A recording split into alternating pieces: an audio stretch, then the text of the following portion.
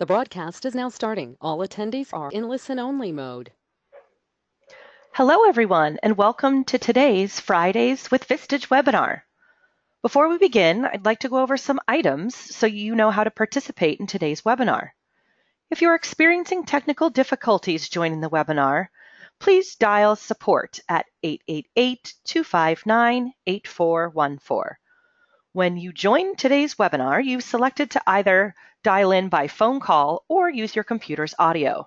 If for any reason you would like to change your selection, you can do so by accessing your audio pane in your control panel. During the presentation, all participants will be in listen-only mode. You will have the opportunity to submit text questions to today's presenters by typing your questions into the questions pane of the control panel.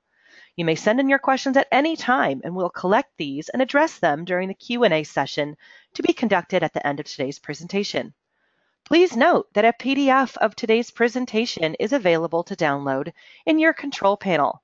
A recording of the presentation will be sent to attendees via email within the next week. I would now like to introduce your moderator for today's webinar, Bill Black. Bill, the floor is yours. Welcome to Fridays with Vistage. My name is Bill Black. I'm a Vistage member and speaker, and I'm your moderator today. Our webinar today is about driving customer engagement through referral marketing. And you should know that recent research conducted by Vistage in partnership with Salesforce found that referrals are one of the top strategies used by high-growth SMBs in both marketing and sales. Today, you will learn about the findings and insights on how you can integrate an effective referrals program to drive customer growth in your company. Our speaker today is Joe Galvin, the Chief Research Officer for Vistage Research, the research arm of Vistage Worldwide. Vistage Research provides Vistage members with the most credible, data-driven, and actionable thought leadership on the strategic issues facing CEOs and key executives. Through collaboration with the Vistage experts community and the curation of the highest quality content, Vistage members benefit from impactful business research specific to small and mid-sized businesses. Vistage Research is the CEO's most trusted resource for research, data, and expert on the issues and topics of high-performance small and mid-sized businesses. And Joe has an expert panel with him today that he will introduce as appropriate. Joe, take it away. Thank you, Bill. It is a great time to be a small or mid-sized business. It's rare that you see the economic planets align in such a way where interest rates remain at historic lows, unemployment is at a low level, businesses are prospering. And this is confirmed through the Vistage Quarterly Confidence Index. This is our Q3 index. It was taken in September, and it shows historic highs. As we compare that to over the period of time, you can see that our confidence index closely aligns with GDP and how that grows over time. So as a predictor of success, our confidence index is pretty well aligned with what actually happens. And you'll see we're at historic highs, 10-year highs. So it's not surprising that 77% of CEOs expected increased revenue, 62% increased profit, 62% expanding their workforce. These are the good old days. And what we want to learn is what are the high-performing small and mid-sized businesses, those CEOs, business owners, presidents, leaders of their organizations, what are the decisions that they're making that's driving growth? And that's what led us to today's session on referrals. My name is Joe Galvin, and I have the privilege of being associated with Vistage and producing and creating research for Vistage Research and our members. What we're going to talk about today is a derivative work. We did a study, and I'll talk about more in detail, but we did a study in association with Salesforce to understand from a customer engagement perspective, customer growth, what were high growth CEOs doing, and what were those decisions, investments, and strategies. So one of the things we learned that was a bit surprising is the significance of new customers on that mix, and we'll talk about that. The reason we're here, though, is to get into our framework. We developed a framework that we'll share with you, but it's also to access an amazing panel we've assembled for you today of real experts. And we'll talk more about them in a moment when we get to it. But what we'll do is go deep into the impact of talent, training, and technology on referrals and why and how that makes a difference. And we'll be able to tap into some of the best minds in the space on this. And then we'll close with a referral checklist, a series of items that you should consider and think about. And that's really what I hope you'll do today, is to think. Our job is not to answer questions, it's to raise questions. because only you can decide what's right for your business. Only you fully understand the nuances, the complexities, and the context of your market and your business and your people. It's our job to help you think and to share with you what we find in the Vistage community, what the very best companies are doing, what the people that are winning in given areas are doing, and see if that can help you make better decisions. Our mission at Vistage Research is to help you make better decisions, become a better leader, and get better results. So let's begin our program today and drill down deep into referrals. We'll pull in our experts and we'll get some, I'm sure we'll get some great ideas. As I said, this came out of a larger study we did called Customer Growth Decisions for the SMB CEO. We did this in association with Salesforce. And what we wanted to understand across sales, marketing, and customer service for small and mid-sized businesses, what were the winning strategies? What were people doing that were different from maybe those that weren't growing? And like today, we had another outstanding collection of experts who participated and shared their perspectives on the various aspects of that study. I would invite you to go and download that. You can find it at vistage.com at the Research Center. There's also a Fridays with Vistage webinar where I went through the highlights of this study and drilled into some of the key points and key learnings. So I invite you to access that and listen to that webinar. What we've set out in that study to do was to really understand what are the current, active, and future decisions of high growth SMBs. What were the decisions that those CEOs were faced with or are facing, and what were they focused on? In terms of strategies, what were their strategies that they were putting in place that was driving this high growth? We wanted to understand investments in growth because we like to think that CEOs are in the business of making decisions. That's what they do. You ask any CEO what was the difference in their career, and they'll point to one or two key decisions they got right. And if you think about your world, you make decisions all day, every day. So we want to understand those decisions as it relates to your strategies. Well, if CEOs are in the business of making decisions, then leadership must be the art of execution. And that's why we asked the second question about investments. Once you've made the decisions, now you reach for the wallet and you spend money, and you have to be able to execute. High growth CEOs, high growth SMBs are doing both of these. And where we wanted to get into today, and where we will get into today, is what are those active winning initiatives when it comes to marketing, sales, and customer service. And then we wrapped up with the impact of technology. Technology is pervasive everywhere and everywhere we go. We touch on it there as this study came together. The demographics of this study is phenomenal. You'll notice in terms of revenue and number of employees that this truly is a representation of small and mid-sized business. You look at our member industries, our verticals, and you'll see again, it is reflective of that market as a whole. But what really makes this study powerful is the number of CEOs we had that participated, 1,352. And what's, for me as a professional business researcher, it's always a challenge to get data. You send out a social thing, you do it on LinkedIn, please take my study. We know that these respondents are CEOs, presidents, business owners, because they're Vistage members. And that's why this study is so, I think, so important and so credible. It's the quality of the members. And we know that the Vistage community outperforms the market by 2.2 times. So in and of themselves, they're all high growth. We're trying to find out what are the best of the best doing. And this is what we wanted to understand, is to have some contrast. What are high growth SMBs? So we wanted to define that as double-digit growth. So we asked the question in that survey of prior year revenues. How much growth did you get? And you see 37% had double-digit growth, 23% was flat to down. We then asked them, and this study was taken in August of 2017, we then asked them for the current year, what do you project? And you see growth in double-digit, decline in flat to down. When we put them together, what we found is there were 28% of the organizations, our CEOs that responded, were projecting double-digit growth in both years. And that became the pool we studied when we talk about high growth. We compared them to the 8% of companies who were flat to down over the 2-year period of time. And there's a variety of reasons for that. I don't want to get into that. Rather, I'd ask you to accept the premise that there's a segmentation here, and what we're trying to isolate is what really makes a difference for those high growth companies. And what was surprising, or actually one of the surprises that came out, was the importance of new customers. So as I said, we're going to ask you to think today. So let me ask you this question. What is your revenue breakdown between new and existing customers? Here's what we found. We found that high growth businesses are 53% more likely to rely on new customers. It's extremely hard to get a new customer, to get someone to understand what you have as a capability, to evaluate how that capability can help them or compare to similar capabilities, and then select your product. It's hard, and you'll see this difference between high growth and no growth is this focus and this ability to get new customers, to get that growth. Why? Because last year's new customer is this year's revenue base, and that begins to feed the growth cycle. And we use that as a backdrop because it was consistent throughout the study. And what we wanted to understand is, what are these high growth companies doing?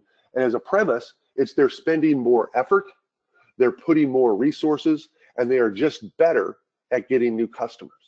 Of course, once you have a new customer, you want to turn them into a repeat customer. And this is where the cycle of marketing, find more, sales, win more, customer service, retain and grow more comes into play. Further supporting that, when we asked a follow-on question about serving new markets and new customers, again, we saw this difference between the high growth and the no growth. Now, it's not to say that the no growth organizations aren't pursuing or getting new customers. They're just doing it not as well. And we get into some of the deeper reasons. It has to do with the role of leadership, the application of technology, and some other factors. But the high-level study here, the high-level finding was it's about getting new customers to drive consistent double-digit growth. And this now leads us into our initiatives. We explored a strategy, we explored the investments. What are those initiatives in marketing, sales, customer service, and technology that are really making the difference? Marie Rosecrans, our great partner at Salesforce, her quote about small business leaders consistently looking to find better ways to find, win, and keep customers. And that really is the engine. We know that there's nothing happens till you have a customer. There is no business until you have a customer. And I would ask you, if I were to ask you, what are your top 5 customers? How quickly could you generate that list? And of those 5 customers, would you be able to define and explain what they found that was uniquely valuable about what you provide to them? Because that's really the premise of a referral strategy. And we'll get into that some more, but that's what I'd like you to think about, your customers and how your existing customer base can become the foundation for your growth going forward. So thank you, Marie, for your quote here. What I thought would be interesting would be to get into how we got to referrals and share with you a little bit about the winning strategies. So first, when we talk about marketing, attracting new customers, again, a question for you to consider. What marketing efforts are working best for finding new customers? So in your world, what is working best for you?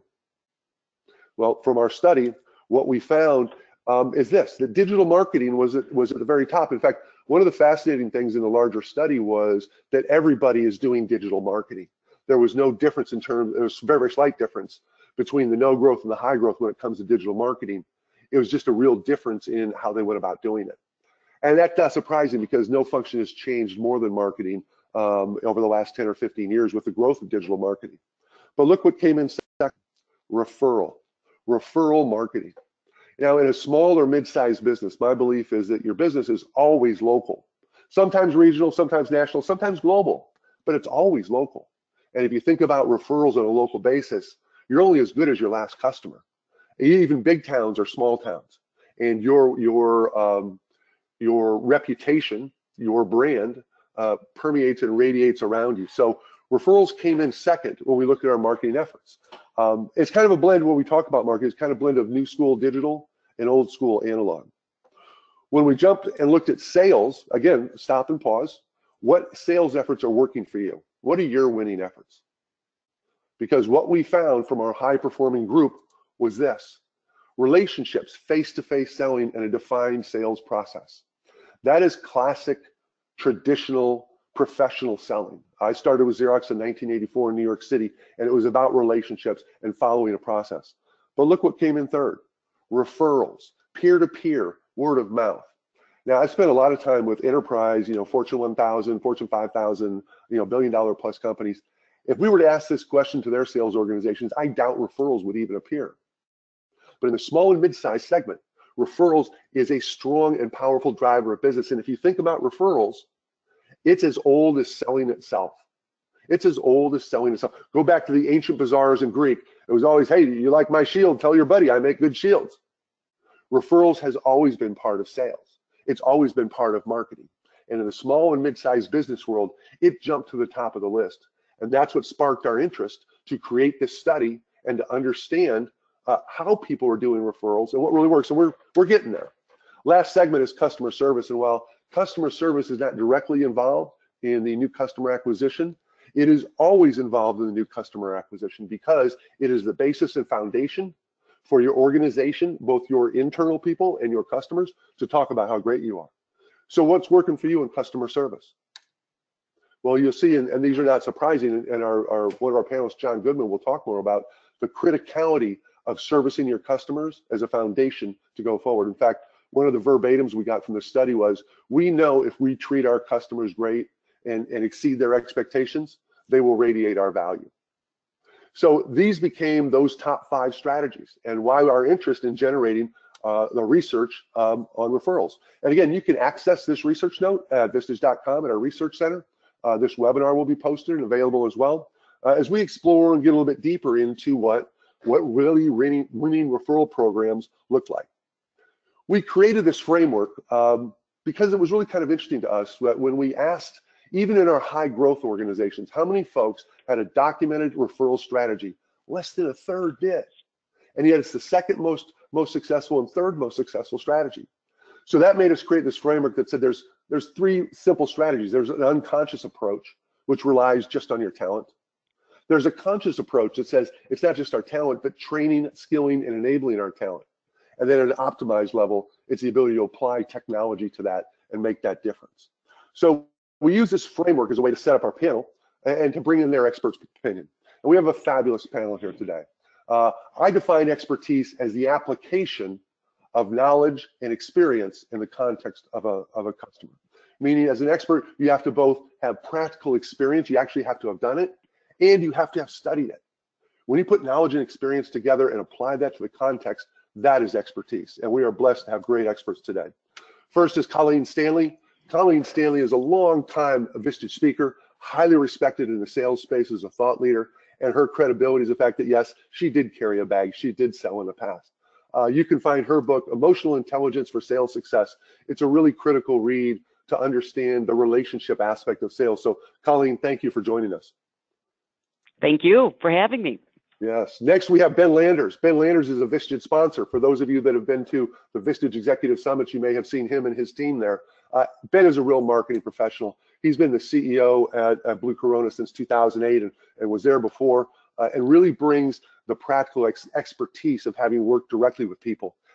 Blue Corona is a company which focuses on data-driven online marketing and analytics. So Ben, thank you for joining us. Thanks for having me, Joe. And our final panelist, John Goodman, is another Vistage speaker. John's vice chairman of CCMC, which is Customer Care Measurement and Consulting. John's a writer. He has 2 books published. His most recent book is Customer Experience 3.0, which focuses on the benefits and the pitfalls of the latest customer service technology. So John, thank you for your time and contributions today as well. My pleasure. Great. Well, let's jump in. Colleen, I want to start with you. And again, we're going to take it roughly along our framework of talent, but your quote here, processes are efficient and people are not.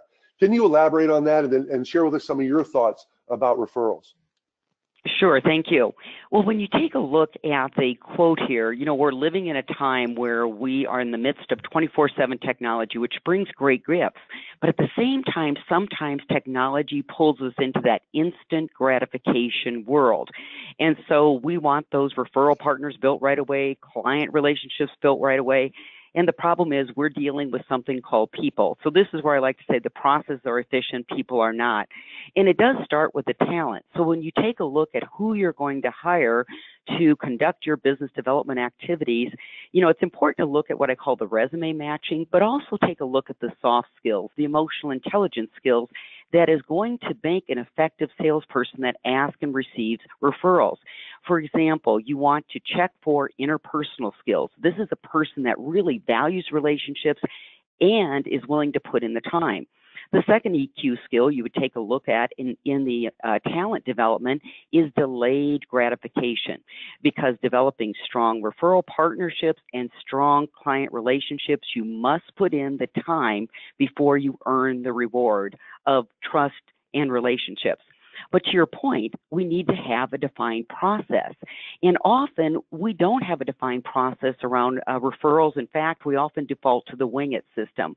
So let's take a look at really two processes as it relates to referral partners and then our client referrals. When we take a look at those referral partners, this can be a great way to generate new opportunities. And these are these non-competing vendors that call on the same prospects as you do. So it can be an easy referral relationship. However, in establishing our mini sales team, just like sales, we want to qualify that person. Do they call at the same level? Do they sell on value, not price? And do they practice the principles of generosity and reciprocity?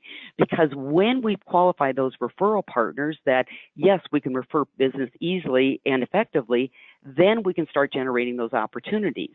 Now, when we take a look at client referrals, often what I've seen missing, Joe, is something as simple as key performance metrics. Are we measuring the activity by which to proactively ask for referrals rather than reactively collect those? But then the second thing is we do need to give our salespeople training around this. I see way too many sales calls that are what I call drive-by referral calls. And let me give you a quick example. Joe, I'm calling on you and I say I have my account review meeting or I'm talking about a new line of business. And then at the end of the meeting, I just pop on you. Oh, Joe, by the way, who do you know that could use our product or services? And Joe, you weren't expecting the question, so you often give me one of two answers. I can't think of anyone right now, get back to me. Or you give a quick answer and you name a potential client that really doesn't fit my ideal profile.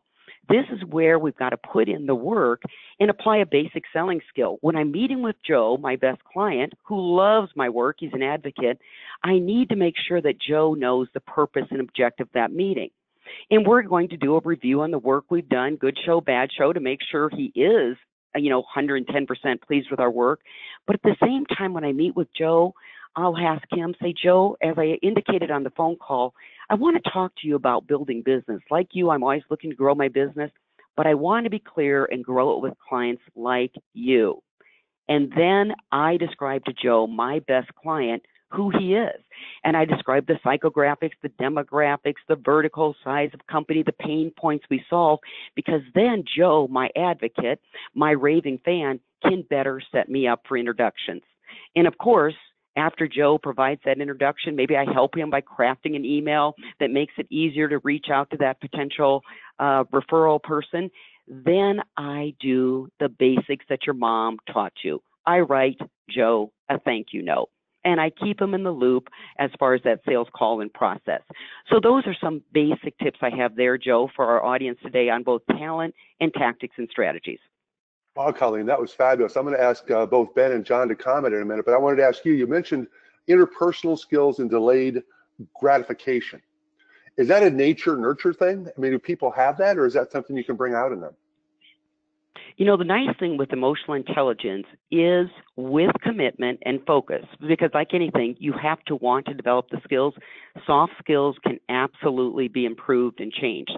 And so some of it is bringing the awareness about, hey, really, you're defaulting to instant gratification. You had lunch with this referral partner once, and now you expect them to turn over their best client. It's not going to happen. And that's called reality testing as well. So yes, it can be improved if they desire to improve it. Yeah, reality always shows its hand at some point, doesn't it? Ben, let me ask you. Sure does. Ben, any comments here as it relates to talent before we come to you on training? Sure. Sure. I made a note as Colleen was talking. I thought that was awesome. I wrote make clients partners, and what I mean by that is I've seen this where either our business development team or our account managers will call up a client and explicitly ask for a referral, and that can be effective, but it's often not. It's kind of the drive-by referral tactic. And I know when I go to lunch, I'll go to lunch with a client and our account manager, and one of the things that I like to do is I just like to tell the client, we love working with you, we love your business, and how do I get more clients like you? So I ask them for recommendations as opposed to referrals, and that has really worked very well, kind of treating our clients, our best clients, like a partner and authentically telling them why we value them so much, how much fun we have working with them, and then ask them for suggestions, for how we can get more clients like them. And in doing that, we've been hooked into all sorts of networking groups and industry groups and things like that, where we can, and they'll make introductions to other business owners that they think have a similar business and philosophy to them. So we get a lot of referrals by not asking for referrals, but by asking for a recommendation. Outstanding. Wow. John, comments from you before we go to our next segment? Yeah, I think that comment is really on target in terms of don't put them in a position where they have to say, okay, I'm gonna send the email, but if you can, who could I potentially reach out to? I think that works better. You're not putting as much pressure on the client. The other thing I see in talent, and we'll get into this in a couple when I do my longer spiel, is the training, especially of sales and marketing staff, that bad news doesn't get better with age, and it is critical that they be willing to warn customers, both new and existing customers, up front on what potential glitches are going to be. And while sales and marketing people cringe at that idea, we actually find it creates delight and trust, because you're not saying buy with us or use this product and life will be beautiful forever. And that I find is one of the hardest issues to train sales and marketing staff on, is that being upfront with the customer actually builds trust and actually is a major source of word of mouth. Well, when you think about it, John, if you don't, as on the other side, as a customer, if I don't trust my provider, there's no way I'm going to say something nice about him. So trust becomes foundational. That's a great point. Thank you.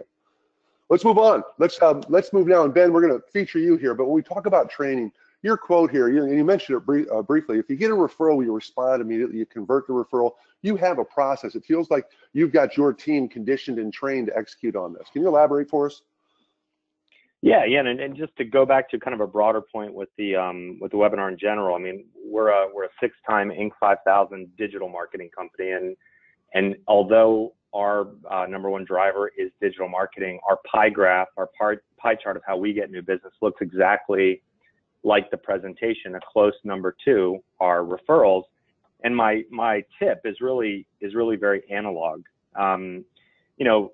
When someone gives you a referral, even if you get it perfectly, right? You answer immediately, you respond, your staff onboards that referral kind of with white glove service, and then you produce stellar results. That was the minimum threshold that the person giving the referral expected. So there's a lot of potential to get that wrong. And so I kind of see this as I guess it's training, process training. You have to train your staff to see things through the eyes of the person giving the referral. And so if you're in the B2B space and you're selling to C-level executives, the CEO, the owner, the president, I will often give a referral, and then someone will send me like a $50 gift card as a thank you. And then I'll find out that the person that I referred got, just average, treated in an average fashion. And so if you ask entry-level staff or mid-level staff, how do we get more referrals? One of the common responses is, we should have a referral reward program. But that recommendation sort of demonstrates a misunderstanding that for a C-level person giving a referral, my reputation at this point in my life is worth a lot more to me than a token thank you for the referral. So you have to train your staff to really understand the perspective of the person making the referral. And if you're in the B2B space and you're asking for referrals and getting referrals of other business owners, presidents, CEOs, you really have to understand that it's not about a token thank you. It's about providing the absolute best service to the person that they're referring. On the process side, I do think you have to leverage technology to ensure a consistent way you handle referrals. The recommendation I always make is set up a dedicated tracked phone line that you give to everyone. And you say, look, if you have a referral, you call this number, or have the referrer call this number, and that number is routed to a single person, the person who's accountable on your side that you can really train in terms of the expectation of how they're going to handle that inbound referral. And again, then of course, training the staff on how to follow that process and how to use data that comes out of the process to continually improve the process. So train your staff on how kind of the psychology of the person giving the referral, create a process so that there's you take some of the people out of the equation and use technology where you can kind of intelligently use it, and then train your staff to follow the process and use data to continually improve it. You know, and I think that's when I think of training and think of how to generate more referrals, that's what we've done, and again, it's worked very well. Well, Ben, you touched on a point that made me think, and it was your comment about trust. That if you give a referral to someone in your network, that is an expression of your trust and your credibility to them. And if that goes flat, that hurts you, that costs you, and that's worth a lot more than a $50 Starbucks coupon. So that was a fascinating comment. Thank you for that. John, comments here, ideas you want to contribute to this point? I would just say that I've found in a lot of environments that, and this is really surprising, that up to 50% of referrals are never followed up upon. And that then leaves everybody feeling bad about it. And it, again, erodes trust. So I think that Ben's comment about process is critically important. Thank you. Colleen, points from you. You know, a couple of things, and I liked what Ben said, the eyes of the referral, and, you know, in the emotional intelligence world, we would actually put the label of empathy on that. And so in your training, it would be interesting to actually run the empathy exercise and make them step into the shoes of that potential referral partner. And you really have to dig here because people tend to stay at the top level rather than digging into the emotion of the person that just, you know, handed over their best client or partner. Second comment I would have here is, you know, exceeding the expectation. And the example I use is called the ironing board example, because, you know, remember back in the day, maybe they're not as old as I am on the phone, but remember when you went into a hotel room and you were so excited that you got an ironing board, and today it's just standard operating procedure. And I think for every company, it's important to have a conversation. What just became the ironing board this year? And make sure that we're exceeding it. Well, it's interesting, your connection of the emotional aspect back to this concept of trust that Ben brought forward, how, you know, the expression of a referral, whether it's me as a salesperson asking you for that, and you in turn doing that, or the more natural expression of people are just engaged and someone says, well, what do you know about this? And they say, oh, I work with Ben at Blue Corona, and they do great stuff here and they do great stuff there. Apart from the conscious approach of trying to push and generate it, there's a natural energy that radiates when you do great work for your customers because they want to share that with people they trust and respect. So thank you for those points. We're going to shift next now and bring John to the front of the room to talk about technologies. And John, you're great with data. You have been in this space for so many years, customer service and the foundation it provides for the referrals that we're talking about. You talk about data that shows sales and marketing can cause 30% of dissatisfaction. Can you elaborate on that for us? Yeah, we basically find that, as I said earlier, that sales and marketing really don't want to talk about the problems. But if we found that if I feel like I was misled by the sales or marketing person, or there was sort of a critical aspect of the contract that really wasn't discussed, we find that does 3 times as much damage as a operational issue because I feel betrayed. You purposely misled me. But what's also interesting is complaints about that kind of being misled are dramatically less because the assumption was, number one, it was intentional, and number two, I don't want to complain about that sales rep because I got to keep doing business with them because I got a 2-year contract with you. So ironically, the issues that do the most damage are the ones that management tends to not hear about.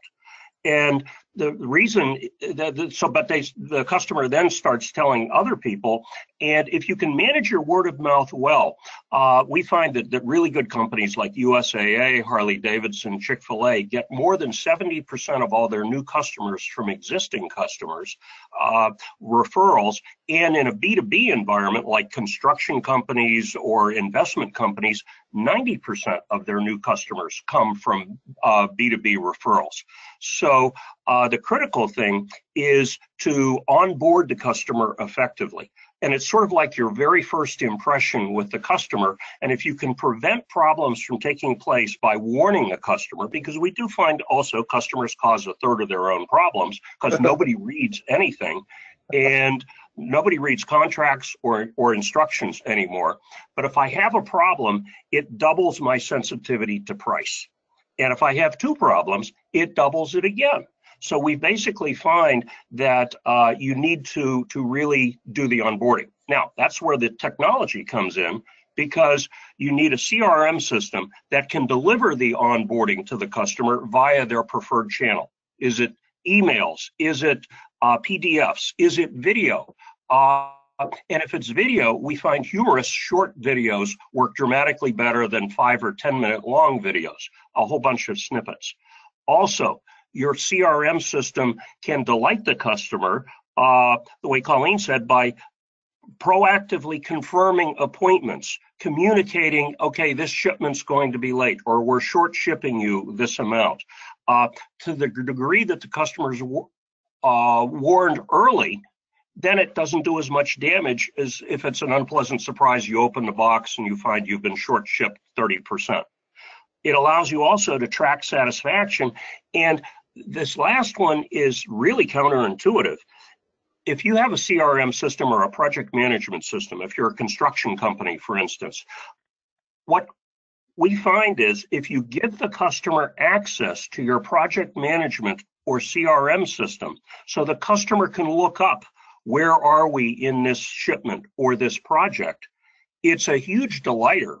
And one example was we had a construction company in Northern Virginia that for home rehabs, the average job was $300,000 to $500,000.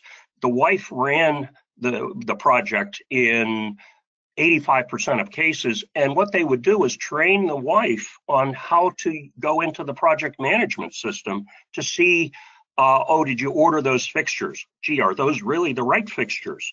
And what they found was customer satisfaction was dramatically improved because now the customer knew what was going on and was also an additional quality inspector.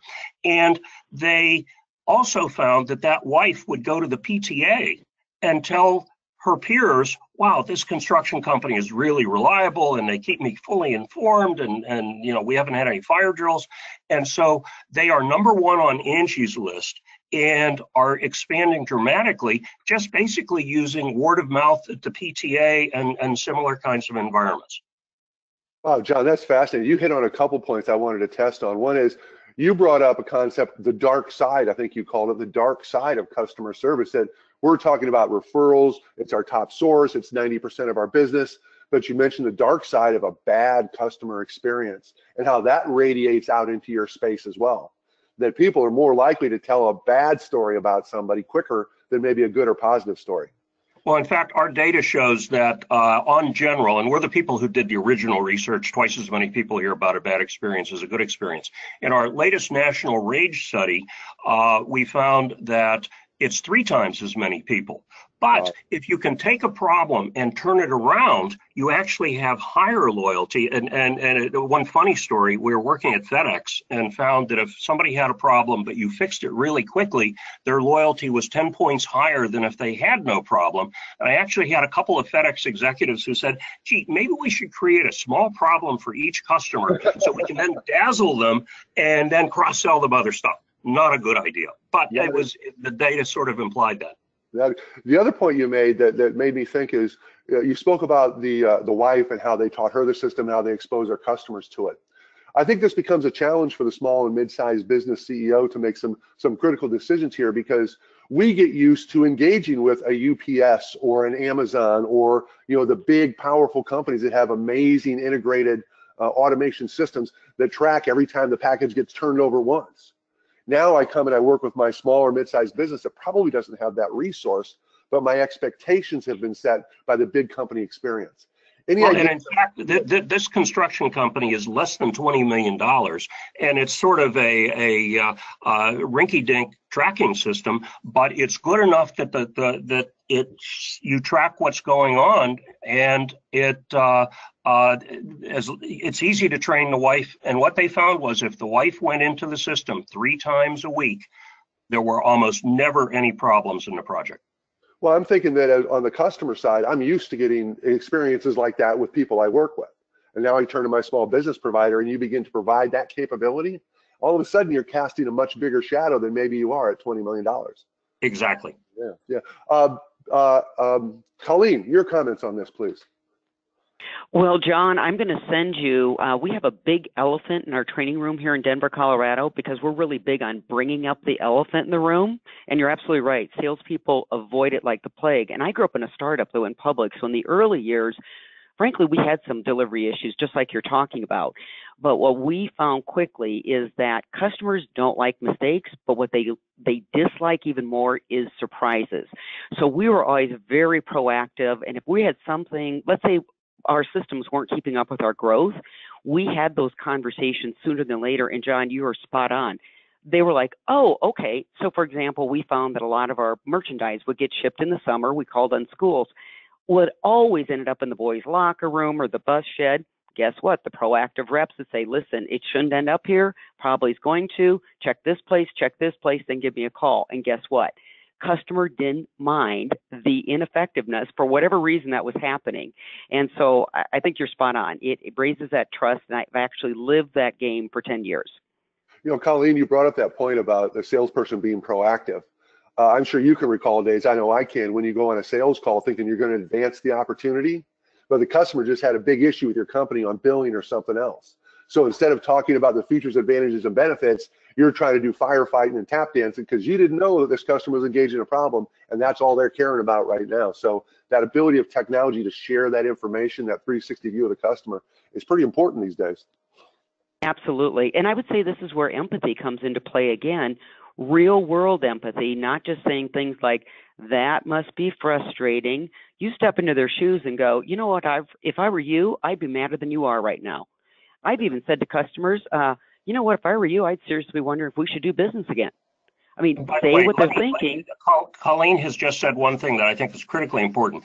Every airline always prefaces everything with, we're sorry for your inconvenience. The word inconvenience belittles the disaster that has just happened. Exactly. And I would say eliminate the word inconvenience from your staff's vocabulary. Well played, John. Well played indeed. Ben, comments from you? You're in the technology business. Yeah. I mean, I guess, and that brings up an interesting point in that, you know, we try to use, and we do use technology to facilitate the referral process. We have a CRM and we use it very heavily to keep everyone on the same page. But I made a note as John was talking about, you know, sort of the onboarding process, and I love the quote, nobody reads anything anymore. And I know, and then he said, you know, and you got to deliver service to your customers via their preferred communication channel.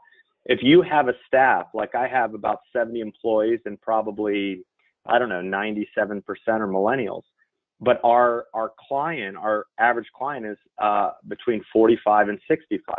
So think about that for a second. Millennials hate the phone as a stereotype. They rely on texting, on chat, tweeting, you know, all these kind of things. But if you're between 45 and 65, a lot of people prefer, and this is changing, the good old-fashioned telephone.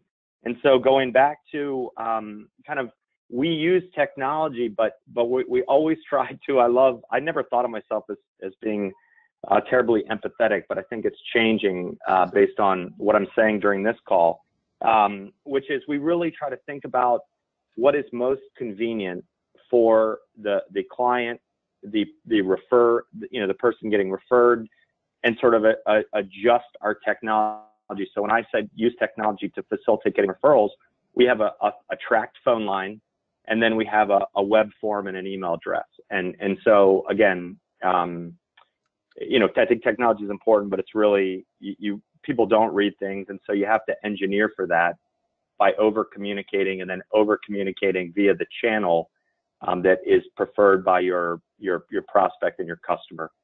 By the way, how Joe, you see things internally. By the way, Joe, one last thing in defense of one segment. Our national rage study actually shows, surprise, surprise, women read the directions significantly more than men. That's kind of a Of national course, trend of course on I things, do. right? Well, I was going to comment. John, I'm not in that category. I was going to comment, Ben, you mentioned the good old-fashioned phone call, the human interaction. And one of the things that came out in our larger study was it's a blend of the new digital interaction and the traditional human connection. And to your point, finding where and how your customer wants to communicate is the key to being able to communicate to them. So that was a brilliant point. Thank you for that. Let's move and take a look now at our checklist. And this was an aggregation of our conversations. Our panelists have spent a lot of their precious time with us sharing their insights, which you've heard, and I've certainly learned and got 3 pages of notes here. But we wanted to give you a checklist. We always want you to walk away with some things to think about, some questions to answer. As I said, our job at Vistage Research is not to answer questions, because only you know what's right. Our job is to raise questions, is to get you to think about things in a different way, and then bring in amazing experts like you saw today to provide perspectives from their level of expertise so you can make a better decision. And as you make better decisions, you'll get better results, and that's what we see. So let's look at our checklist here. First, define your ideal customer, right? You want to go after and target the people that are most likely to buy your services and capabilities. So consequently, find out where you work best, find out where they are, and see how to connect them. You have to have a customer-first culture. If your organization isn't focused on customers, then chances are you're really not going to have a solid referral program or a referral program at all. And if you're not customer-focused, some of the dark side issues that John brought up will come to play. Educate in accordance of KPIs. Ben mentioned some of the metrics and some of the data. Understand what it is you're trying to accomplish, but then train to that. So people have not just the natural talent, the natural empathy, but they also got the competencies and skills so they can now go out, and as you learn what works and what doesn't, you can adapt and evolve. Relationship building, we heard it today multiple times. It showed up in our study, especially referrals and the expression of trust. Trust is a very personal thing. You don't just give it away. You can't buy trust, it's only earned. And that's why relationships become so important. There was a wave, around 2012 that said relationships no matter in sales. Well, if you've never been in sales, you might think that, as the authors did. But for those of us who've been in sales, know it's all about relationships. Metrics comes up again. Know what metrics matter to you, and only you can decide what those are. It doesn't have to be an exhaustive evaluation, but focus on some metrics, understand the drivers to that as a key point to know how you're measuring success. And then launch and learn. I made this point earlier. That is, put your program in place, execute on it, and then learn. It was Ben who talked about training, process training, continuous evolution, continuous learning. Those are the points that came from our checklist. And what I'd like to do is have one more, and you can find all this in the research note on building a winning customer referral program. You can download that at our research center. But I wanted to give one more pass and some final thoughts from each of our panelists before we return to Bill and take some questions. So Colleen, some closing thoughts and key points from your perspective. Well, in taking a look at the KPIs, one more to consider, and I believe I don't think I've got the original idea on this, but establishing your company a give goal.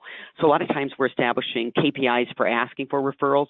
I would also establish a key performance metric for giving referrals to your clients and also your referral partners. And the second is on the ideal customer. The clearer you get and communicate who you do your best work for, the easier it becomes for your clients and your referral partners to help you out. So help people help you. Thank you so much, Colleen. I really appreciate all the work and time you put in on this. Your contributions have been outstanding. Ben, your closing thoughts. Oh man, there's so many. I would say just again, deeply understand the perspective of your referrer. I think you also need to really think about the lifetime value of customers for your business. If you have a lifetime customer value that's $100,000 and someone gives a referral and you send them a $25 Starbucks card, I don't know, there's just something about that I think you're missing. You're kind of missing an opportunity there. But most people aren't giving the referral. If they're in the C-suite, they're not giving a referral for something like that. They're giving the referral because you've done great work for them. You've got to use training and a process to really make sure that you get it right every single time. You cannot get it wrong when you're given a referral. Thank you, Ben. That's awesome. And for Vistage members, stop by and see Ben at your local Vistage Executive Summit. He and his team are there, and just spend 10 minutes with him and you'll learn a whole bunch of stuff real quick. So thank you, Ben. And John, bring us home, if you would, your closing thoughts on our session today. Okay, basically, in terms of managing word of mouth, there are really three strategies. The first is prevention of problems, because the minute somebody has a problem, now you're potentially creating negative word of mouth. The second is to aggressively solicit complaints when somebody has problems, and we actually find this is more important in a business-to-business environment. We find the majority of problems are never articulated because, well, that's the way you do it, or I don't want to get somebody in trouble. So one of the critical things is to continuously convey the message. We can only solve problems we know about. So putting that on invoices, putting it on your website, putting it on forms. We can only solve problems we know about. Now, the third strategy is if they tell you about a problem, whoever it is in your company, they better be empowered and have the tools to fix it quickly, because soliciting a problem and then not handling it well does more damage than good. So you need to view the prevention and the service process as your word of mouth management process. And if you can get your word of mouth to be good enough, you don't need to do any sales and marketing. To quote the president of Cheesecake Factory, we just let our customers do our selling for us. Well, thank you, John. That was great insight. You really closed it strong. I'd like to thank our amazing panelists one more time. Colleen, Ben, and John, your contribution and thoughts have hopefully added to everyone's ideas. And again, our concept here is to give you the perspectives of real experts, folks that have actually, who are engaged in it, have done it, have studied it, and are considered thought leaders and experts in their fields. And we had all of those here today. I hope you had a few thoughts you can take away, a few ideas you can go back and think about with your team. I invite you to visit the Research Center at Vistage.com and download our content materials. I look forward to our next webinar and sharing our research in the future. And I thank you all very much for your time and look forward to your questions. Bill, I'll give it back to you at this point. Thanks, Joe and panel. Excellent material, brilliantly delivered. We have several questions. We're only going to have time for a few, so let's get right to those. Colleen, you're calling us from the highest altitude, so you have home field advantage here. Colleen, what are some of the tips for identifying and qualifying good referral partners? For instance, other vendors that call on the same prospects, however, don't compete with your products and services. So a couple of things that I can go into more depth on is, number one, the level at which they call into an organization. So, for example, you might have a well-intentioned referral partner, however, they call on the management area, supervisor level, but you need introductions into the C-suite. So that's one area of qualification. When you're meeting and qualifying your partner, you really start understanding their business model. Do they win business based on price or selling value? And both models work. Obviously, you have to choose one. But if your company sells on value, your referral partner that's winning business on price is going to be referring you into price-driven prospects. You're going to have a disconnect there. The other place I'd be taking a look at is, are they, and this is going to sound so trite, but are they treated as a trusted advisor by their clients? You know, these are the folks that are sitting on the same type with their customers, because if not, sometimes when you get referred in, you're being treated as a vendor rather than a partner. So those would be three areas to take a look at when you're qualifying, hey, who can be on my team? And then obviously vertical, size of companies, and revenue, some of those demographic matches. Fantastic. Thank you so much. John, this next question is for you. How do you quantify the impact of a referral program in a way the CMO and CFO will believe? We basically find that one of the best and simple-minded ways of doing this is when you get a inquiry from a potential new customer, ask them, how did you find us? And that actually allows you to sort of fill out that pie chart you had at the beginning in terms of, did they find you on the internet, or did somebody suggest that you call? And so we find that kind of quantification is actually one of the best. We also find that if you're doing, and we're strong advocates of doing an annual relationship survey with your customer base so that you can identify the unarticulated problems. But one of the questions is, how many people have you told about your relationship with us? And to your knowledge, how many of them have taken action on that? And all of a sudden, you can start finding out what percentage of customers actually are being created by that referral process. And whether you're dealing with consumers or with B2B, we're finding that sequence of questions actually can be very enlightening. Excellent. Thank you, Ben. Question for you. It's a rather lengthy setup here, but our listener says, while I'm always open to foregoing a strategic or referral partnership, I never know how to strike the right revenue share, percentage and term balance, where the revenue share is both acceptable, big enough so the partnership actually creates referrals, and appropriate, small enough so that it doesn't eat too much into profit. Do you have any guidance on referral fees and terms? Well, I have one quick comment to the question that was asked to John. Just that, I thought that was kind of a funny question, only in that you should track, as a CEO, business owner, you should accurately track every sale by advertising or marketing source, including referrals. And when you do it that way, you can quantify down to the nickel the ROI of a referral strategy for the CFO. And if anyone needs help with that, I'm happy to help. With respect to the revenue share aspect, that's kind of a tough one for me, only because, again, we have a very analog referral process.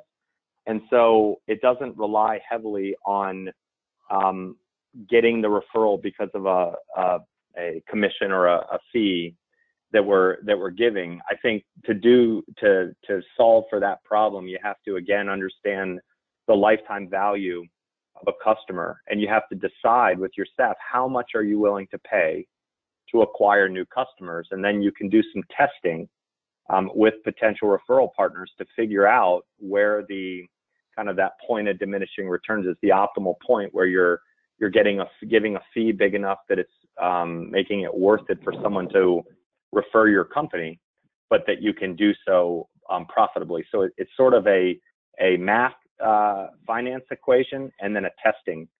Everything with all of this is about tracking, testing, and making data-driven decisions. This is John. I'd like to add one thing to that I feel fairly strongly about. We have found that trying to set up that kind of financial arrangement really gets messy, and a much better, and you got to start creating a lot of money in that pot to get a salesman to spend time selling a product or referring a product that he may or may not know much about. So we find that it's better to say, look, if you give us referrals, we'll work hard to give you some referrals. And as long as you generate one or two referrals for that other company, the CEO will then start pushing his staff to spend time getting a couple of referrals back to you. So doing it without the financial incentive, I think, works actually better than with the financial incentive.